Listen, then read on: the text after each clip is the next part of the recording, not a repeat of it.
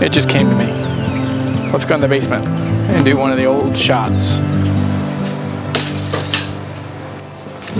Heartbeat in the quiet, spotlight in an empty room. I was watching Ted Lasso last night with my wife. We're watching this part where Roy Kent pulls out his wallet, and inside his wallet are some of the most hurtful words that any pundit ever wrote about him.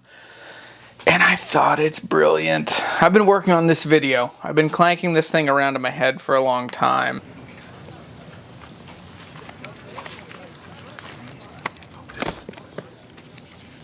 Newcomer Roy Kent is an overhyped, so-called prodigy whose unbridled rage and mediocre talent rendered his Premier League debut a profound disappointment. Do you know who wrote that? I was 17 years old. This wrecked me. I thought I was being edgy. Just trying to make a name for myself.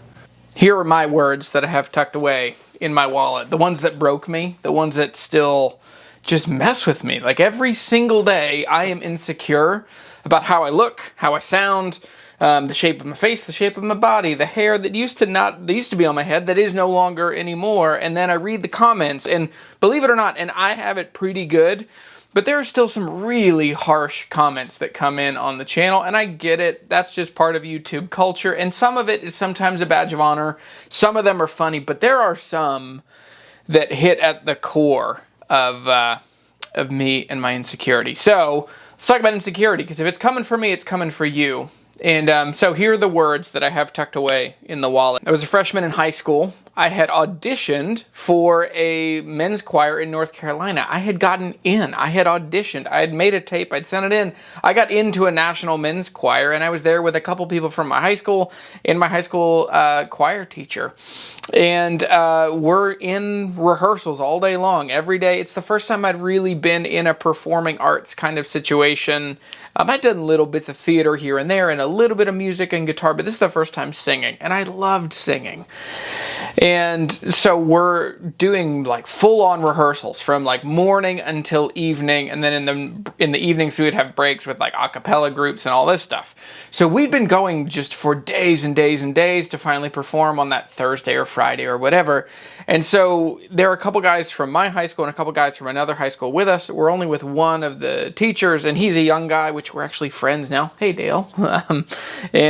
But we've been singing all day, every day. And so music is just kind of in your heart and your mind at that point. And I mean, you're singing and you're working through stuff. So one night we ran up to change in our hotel room and to go see this a cappella group. They were doing James Taylor tunes. And it was North Carolina. It was the early 2000s. And so as we're walking back down, we just gotten out of the elevator. And there's one guy there who is head and shoulders a better singer than us. He goes to a different high school, but he's from the same town.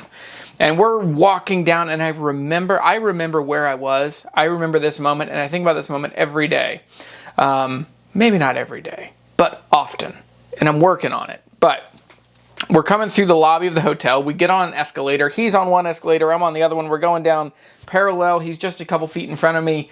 And we're kind of running through, and I'm singing, just kind of mindlessly singing through the piece of music that we'd been working on all day.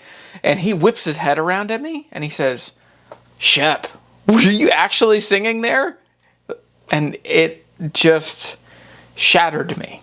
I've never had someone's words that specifically lightning bolt to the center of me, and in the center of me say, "You're not good enough. You don't fit. You don't belong." Oh man, that shit. Those are my words. Were you really singing? That's the stuff that's been in my back pocket my whole life. And it has spun out, and let me tell you, in the same way that marrying a beautiful woman doesn't make you any less insecure about how you look, having some success on YouTube does not help me not feel insecure about how I sound and how I sing and how I look and how I talk and what I look like, and people's comments about my body and my voice and my guitar playing. There are many things that come back, and if I'm not careful, I will hear Nathan, and I will say his name. I will hear Nathan say, "Are you really singing? Were you really trying? Is that the best you can do?" That's the stuff that I hear. I'm sure you know this, but insecurity is a bottomless well. It will always produce. It will always spring up. It'll push up into places you didn't expect or hope. So even in me, as I've made these YouTube videos, insecurity continues to poke up in how I sing and how I talk and the sound of my voice and the fact that I don't have a deep sonorous voice. It really messes me up. Especially you get in these weird feedback loops as a YouTuber in which you are filming yourself, then watching yourself, not liking the things that you do, and then you do things differently the next time. Now, some of this is really positive. Like, I am proud of how I've been able to all of a sudden just talk and be eloquent sometimes, and then deliver somewhat cohesive thoughts around guitars, things that I love, and to talk about music and friendship. So part of that is really good. The downside is you get in a feedback loop where you really specifically start producing a version of yourself to show to the world. And man, that's a bad one. And so what I have found is that in order to deal with insecurity, I think you need to be honest with who you are and who you're not. And you also need to be really careful which words you tuck in your wallet, because there are much better words to put in your wallet. I know for me, when I think about friendship, friends, good, honest, true friends, are one of the most helpful representations of yourself back to you. I think that people are like mirrors. And there are some people that are straight up house of mirrors, clown mirrors, that make you look distorted and different. I think that unhealthy people, unhealthy friends, YouTube comments, that's the easiest way to get lost in the house of mirrors, to have a distorted perception of yourself, to feel trapped, to feel unable to make sense of reality or discern what is true and what is trustworthy. And so I've really worked to limit those voices. And the hardest thing is, sticks and stones may break your bones, but words will never hurt you. That is complete baloney. Because man, those are the words that hang the closest to your sense of identity. Are you really singing? So I've worked, and I think you can do this too, and this is the advice I would offer if you're someone who struggles with, I don't like the way I sound, I don't like the way I look, I don't like the kind of music I make. I think there are many things to it. Number one, I will quote Rob Chapman, who has become a fast friend over the last few years. Rob Chapman, when I interviewed him a while ago after he was talking about being canceled, one of the things he talked about was that one of the best things he's found in life is don't be your own producer. Put people in your life that you trust and love you, and then take their advice.